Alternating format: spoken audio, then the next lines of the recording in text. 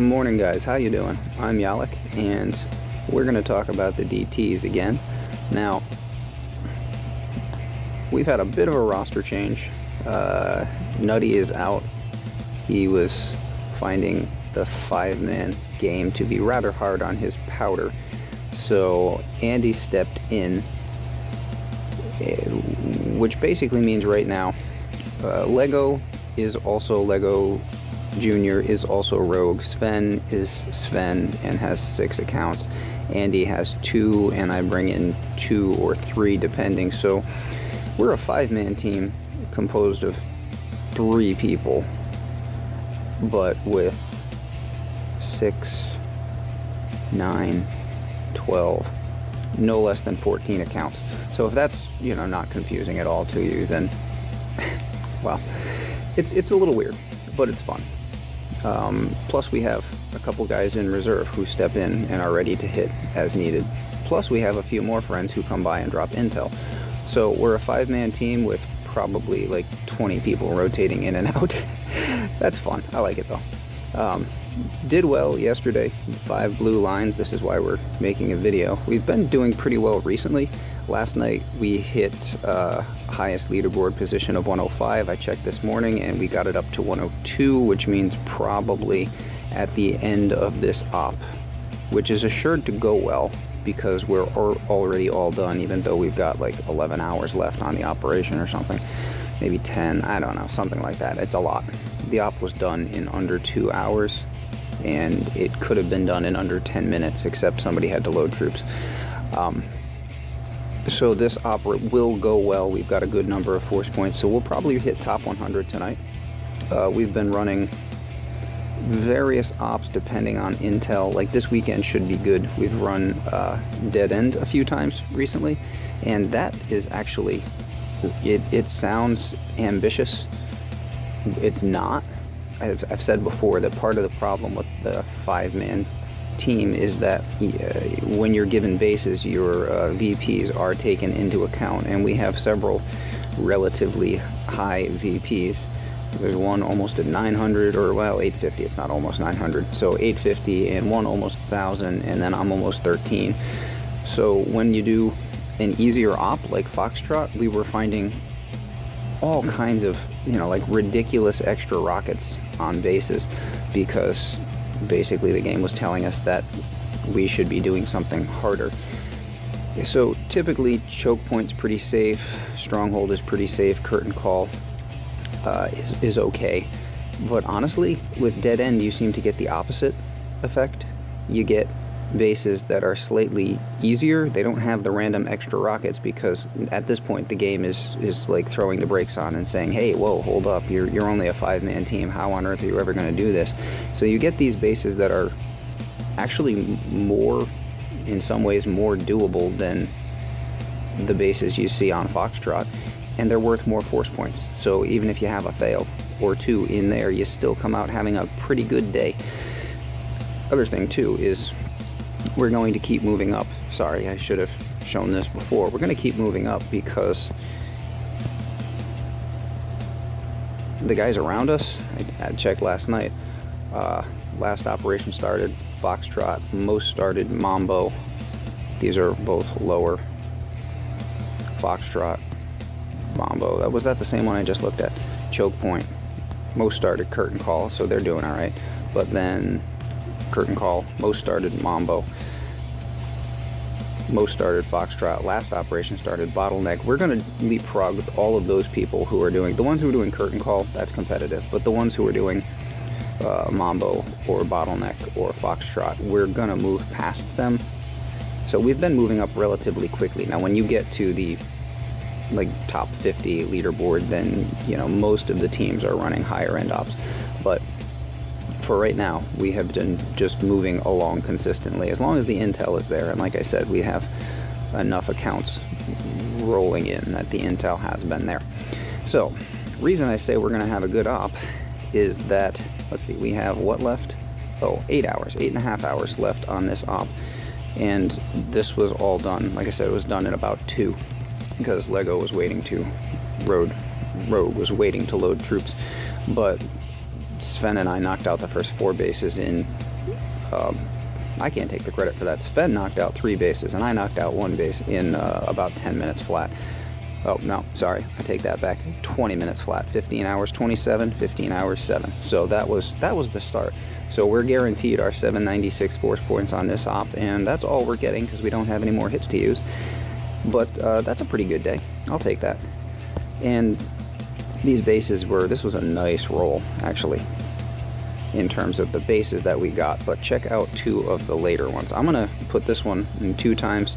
I had been looking, Sven went in pretty quickly on this one. I had been looking at 5 o'clock, which seemed pretty reasonable.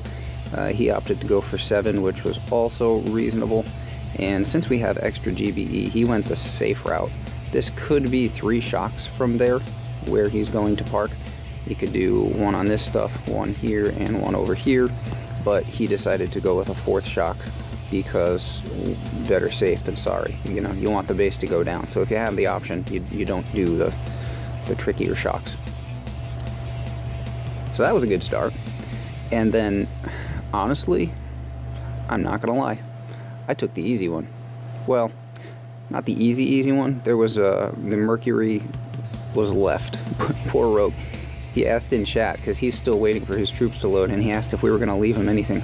And he ended up with a Mercury that he didn't even bother boosting for, because he wasn't gonna waste his powder on it. It wasn't necessary.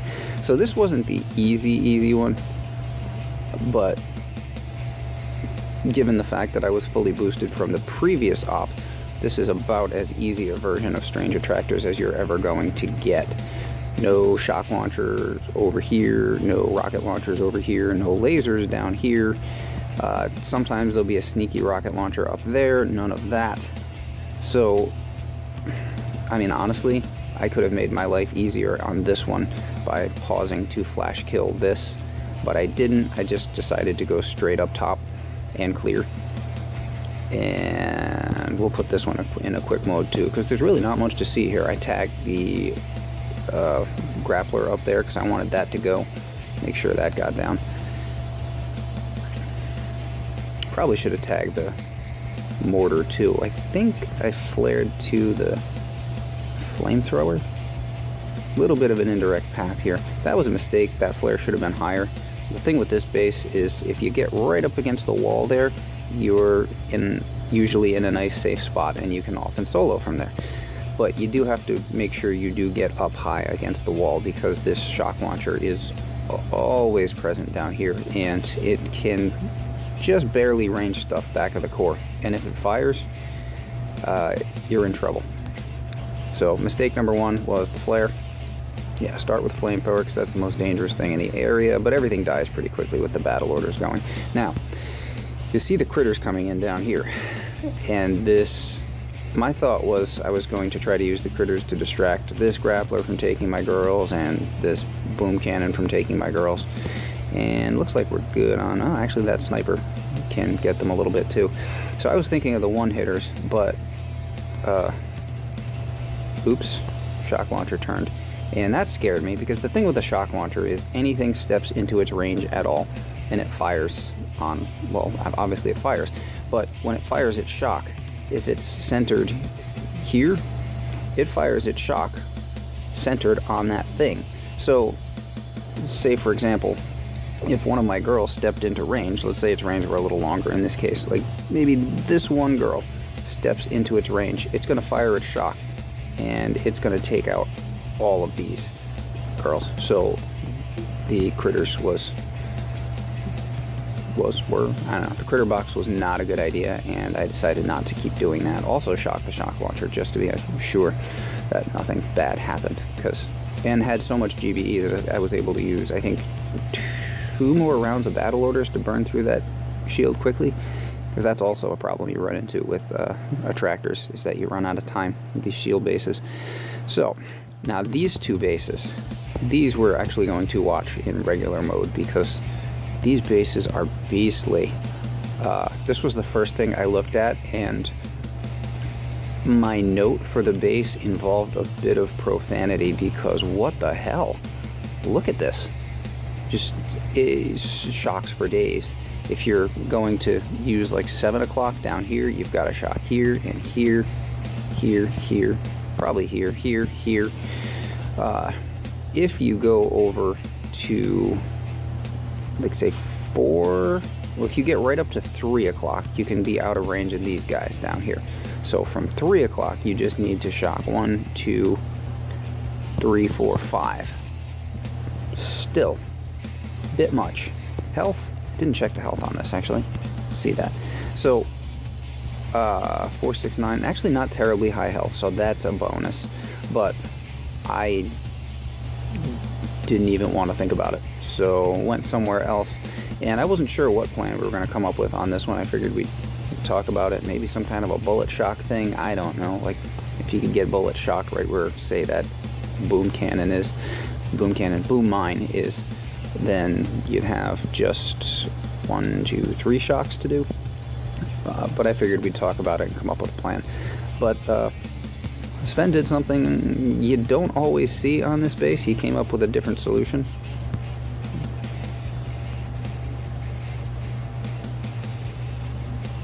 Build the suspense.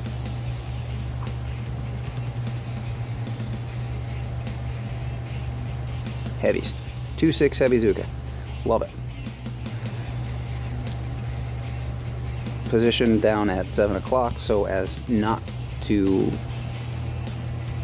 so as to negate the effect of all of the rocket launchers up top, which means you're really looking at just 4 shocks now. To be safe, I think you'd want to get these flamethrowers. But, and then also to be safe, the triangle smokes, give himself as much time as possible under smoke so his heavies don't step out and start getting roasted early. There's 4 shocks. The flamethrowers, yeah, they'd have picked off a few.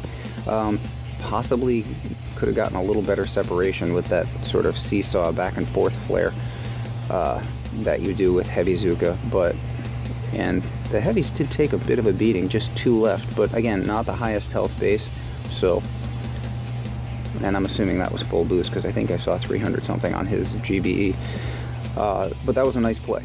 That was a very good idea. And I saw him, you know, we hadn't even talked about it yet, so I just saw that it was under attack. I'm like, what the hell is he doing? Well, he had a plan. And then there's this.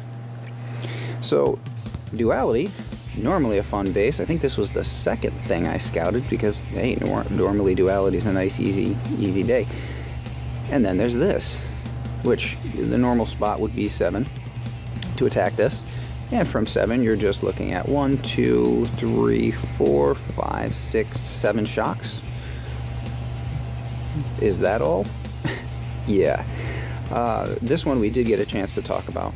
And I had been thinking you could do Heavy Zuka from up here. Health on this one, 303, also nice and low.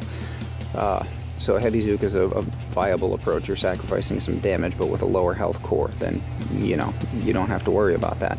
And Heavy Zuka from there, you could be looking at 1 shock on this stuff, 2 shocks, 3 shocks, 4 shocks, and then not have to worry about any of the rocket launchers here or any of this stuff. But the other option, which Sven threw out there, was the bullet shock option, which is a little riskier. Definitely cooler, but a little bit riskier. And you shock bullet, try to get him somewhere around this building damage statue, and then you are looking at a shock, and a shock, because this should be taunted, this should be taunted, this should be focused on bullet. So there was a bit of hesitation there.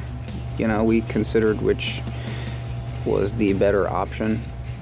Probably could have gone well either way, but this is the one that, I mean, Sven's the guy doing the hit, so it's really his call what you're comfortable with. So this is the way he decided to go with the bullet shock. That was a level 20 mine. That one didn't have to go. Coming in up from the right side. Doesn't matter which way you come in on this base though, because you're down below the water line, so you're out of range of everything. One stray rocket. And here's the fun part. And just clips bullet. he got 3 or 4 Zookas along with him, but that's not a problem. And there's the 3 shocks.